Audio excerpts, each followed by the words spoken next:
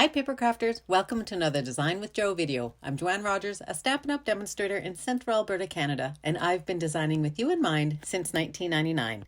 Today's video is an edited version of a live recording. Enjoy! Hello everybody, it is Thursday and it is our Case the Cattie. It's an episode 5 already. Hard to believe we've been doing this for 5 weeks.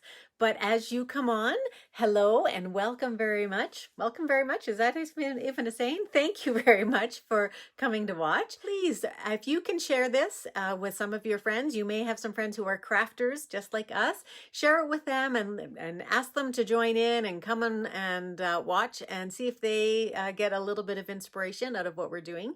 And, you know, it's just a good way for us to take a look at the catalog and maybe think that, hey, I could probably make something just like that. So sometimes I know that what we do is we are really stuck for ideas and we want to make a beautiful card. We may want to make a card in a hurry and we take a look at that catalog and we're just unsure, how did they put it together? So that's what these Case the Catties are all about, is I take card and I break it down and I give you the measurements and I give you the how-to, at least how I think it's made, because we have Stampin' Up! Lets us know what they used in the sample, but not how they did it. So I'm guessing a little bit too, but it's sort of what I think as how it was made. So this was the page that you guys were guessing on which one I was going to be making. And I'm not going to tell you until we get going, as I usually do. So there's one of those cards that we are going to be making. And like normal, you will probably be able to tell fairly soon into what I'm going to be doing. So I'm going to be using the Color and Contour, and this is, we had our stamping staycation last weekend and I used this in one of our projects. I don't know, I haven't used it a huge amount on my blog yet, but this is one of my favorite. I've used it for my sketch club, I think. I've used it for a class, my Coffee and a Card class, so I have used it a lot and I love these nested labels. So these are probably, they were the first thing that I needed, as I put it, capital need in there out of the catalog. And then this is the bundle that goes with it. So today we're going to be using this flower, just the flower by itself. We're also going to use this little leaf and we're going with the words, "You're absolutely amazing." I love this one too, but we're not going to use it for today's card, and you'll be able to see why once we get going. So I pulled that aside. I already have my stamps out. So I've got the flower, I have the words, and I have the leaves. And we're going to be using Mango Melody. And Mango Melody, I have to say, I had a friend ask me yesterday what my favorite colors were, and I forgot to tell her this one, and I don't know why, because Mango Melody, I love the way it's almost, it's turning into an orangey color, but it's still a yellow, and we're going to use it as a yellow. So I'm going to put these off to the side too. And I also have my Tuxedo Black Memento.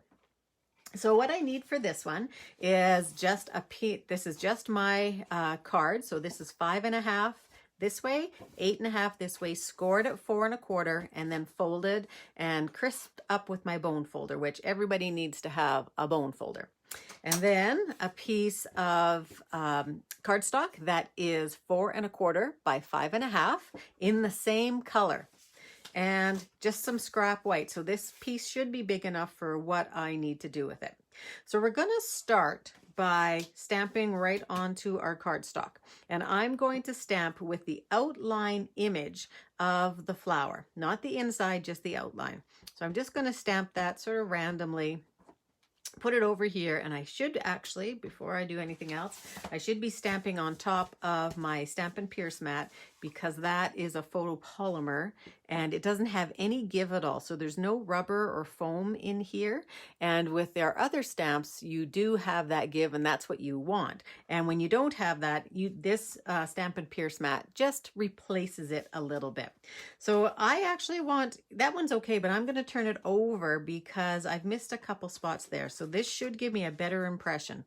So I'm inking it up. I go all over my stamp pad, and I'm going to stamp that straight down and straight up. It almost looks like this needs to be re-inked.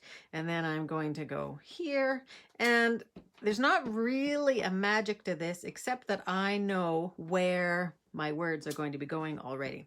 So when you're doing a card and you're doing a background like this, have in mind where your focal point or your words or your label are going to go before you start stamping, because if I stamped just right in the middle, I'm probably going to put my words right over top of that, so you're not going to see this.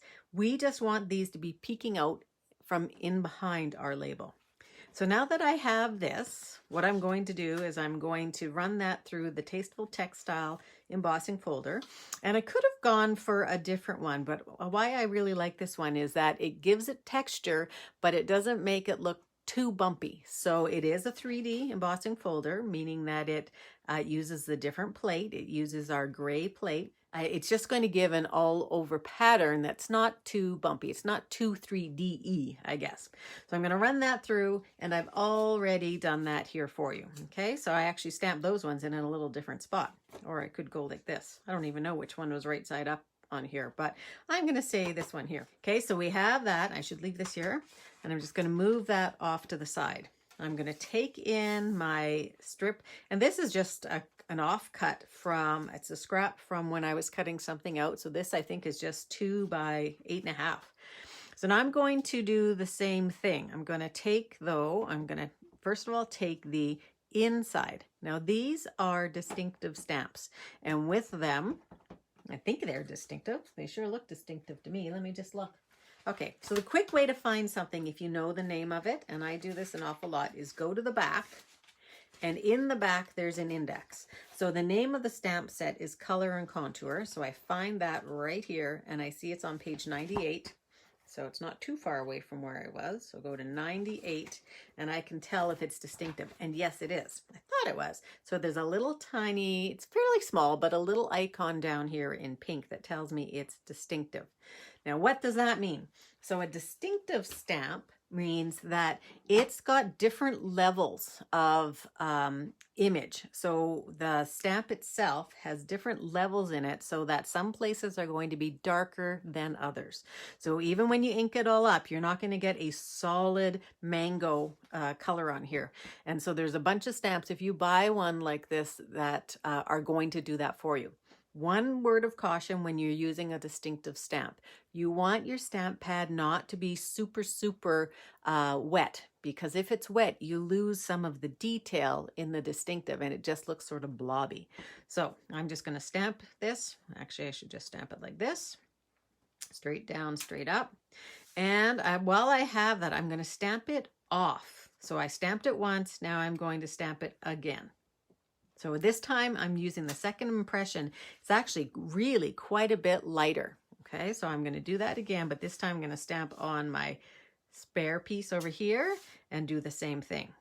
Now I should be a little bit darker this time, because when you stamp on a really hard surface, yeah, it's slightly darker, it doesn't pick up quite as much ink. So that's just one of the things about the why we want to use our Stampin' and Pierce mat. So now I'm going to take the outline image and I'm going to go over top of these. So when I go over top of this first one, what you're going to see is that you lose a little bit of your, I'm going to have it go this way, you lose a little bit of the definition.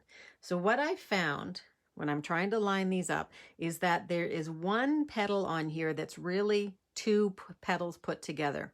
And that 2 petals put together aligns with these 2 petals right here. There's 2 petals that are very close. So I just line that up over top. Now, if you do have two-step stamps and you find them difficult to work with because you want them to be perfect, that's not the intent of 2-step stamps. They are meant to be a little bit more casual, a little bit more breezy if you want, or free. So don't worry about getting it on there exactly. I'm not going to.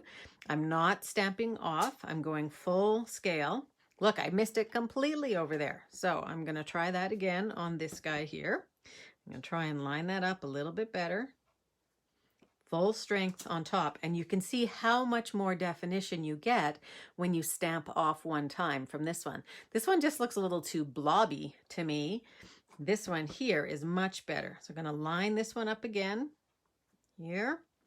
Okay, and you just get a much prettier flower than you do this way. So I wanted to show you how to do that. And then I'm going to move that out of the way so I don't drop anything in it. And I'm going to do my leaves in black, in tuxedo black, and I'm going to try and conserve some space right here. Okay, so I've got 2 leaves, and I'm going to do my words. So I'm hoping I have enough room, and if I don't have enough room, I'll get another piece of white. So I'm going to do my You're Absolutely Amazing. I think I might be a little short on space here, but let's just grab our dies. I'm going to use the second one. I could use the first one, and if I use the first one, it will fit because I have tried it before, but I wanted something just a little bit bigger, so I wanted the second one. Well, let's see. Oh, I think it's just a tiny bit too short, so let me grab another one, another piece. Here's another, this is again another scrap, so I'm just going to stamp that. Go this way, so I'm trying to conserve my scrap, a little bit at least, but now that fits perfectly. Okay, so we're using the second size die, and now I'm going to pull in the other dies. So this guy here fits right on top. And again, what I do here is, there's 2 little pieces where it's just one petal coming out by itself. And one of those fits this petal right here. That's the one that I eye up. And if I do it here, so I've got right over that petal there, see, by itself. And I can tell that that's not the right petal because it's not really doing the outline properly. So I go around to that other petal with that same piece, just that one piece, and you can see that it fits way better over top. Okay, so you cut those out using the die. You cut out the Absolutely Amazing using the die. And these guys we're going to cut out by hand. So I've cut a few things out. So I have my You're Absolutely Amazing, and I have these 2 right here. And I also have the leaves cut out, but I do want to show you how I find it best to cut them out. So let's just, I usually cut it down as much as possible. I'm going to try, and I'm going to get these flowers and use them for something else. Here's how this is called fussy cutting, and some people hate fussy cutting. So when I do this, 99.9% of the time, I leave a little river of white around that leaf or whatever I'm cutting. So I always have a little river white because I think that makes it look a little bit better. Now, some people don't. And so you might see some other folks who are online and they're doing what I'm doing, and they don't do that. And that's fine. It is personal preference. So if you don't like the white, cut it right on the image. One of the things I find if I try and cut it on the image is I lose some of the image, and I don't like that. So I am cutting fairly slow, but I'm going around all the corners, and you can probably see that I am moving my paper, and I'm moving the paper back and forth. I'm using it with my left hand, and I'm moving my scissors too. So move both, and it just makes it a lot easier. Now, a really important thing when you're doing fussy cutting is you want a pair of really sharp scissors, and you want a pair of scissors that has a short shank like these paper snips that I have. I think I've had these paper snips for 18 years, and they continue. They're the ones that I use all the time. They sit here on my desk, and I use them all the time. So that took me probably a little bit longer because I was talking the whole time, but I do have 2 that are already cut out. So now we'll use both of those, and I'll use that for something else. Okay, so that stuff's all going to go off to the side. Now, I think you've probably figured out what our card is, right? So it is this one right here, but I want to show you, and I have 2 other examples at the end as well, how you can change them up using stamp sets that you might already have sitting at home. So that's one of the bonuses for this. Okay, so let's keep on going. We're done with this. We don't need it anymore. And I actually am going to cover this up. I am really bad for sticking my finger in things. I will clean my stamps later, but I'm going to put them really far out of the way. And I'm going to pull in all of our pieces. Okay, so this is our card, and this is going to go directly on top. And I'm going to tell you why I did this piece. Now, you don't need to. You really don't need to. You could still emboss this piece And what you would need to do, let me pull this in, take out that one. You would need to do this. Okay, so you would need to, in order to get this through your Stampin' Cut and Emboss machine, you would need to fold over your card and go like this. So when I do that, what happens is I get a little line up here where it won't go all the way through. It's really, really difficult. The only other way I've thought to do it is not to score your card first, but then you don't know where the halfway mark is. So that's one of the reasons why I have a card like this. But the other reason is, if I pull this in again, is there is some twine here, and the twine wraps around. So if I wrap around my twine here, I'm going to see it on the inside. And for some people that it doesn't matter. But for me, I want to hide what's on the inside so that it's just a plain card when we open it up. So I go with the extra piece, and it's exactly the same side as our card front. So a little bit of the Y. So I'm going to pull in some black, and this is black baker's twine. And what we have in our catalog now is a set of 5 different colors of twine. And there's not a huge amount on here, so there's a good selection. And it has white, vanilla, black, gray, and then sort of a crumb cake. So these are perfect neutral colors. You can always color the white. You can color the vanilla too if you wanted to. You may even get away with coloring the gray if you use your Stampin' Blends. So let's go ahead and do this. So I'm going to first of all wrap this around. So I've taken a fair bit here, and it's because they have a double amount in the picture, and I thought, well, I'll do the same thing. You don't need to. And I'm coming around from the back, and I am going to tie it over here. So the amount I have is about 40 inches. You need quite a bit if you want to get a bow. So I've got it so that I have about the same amount. My bow is going to be sort of here, and I have about the same amount going here extra as I have here. And you can leave it tied together in one. I just think it's easier.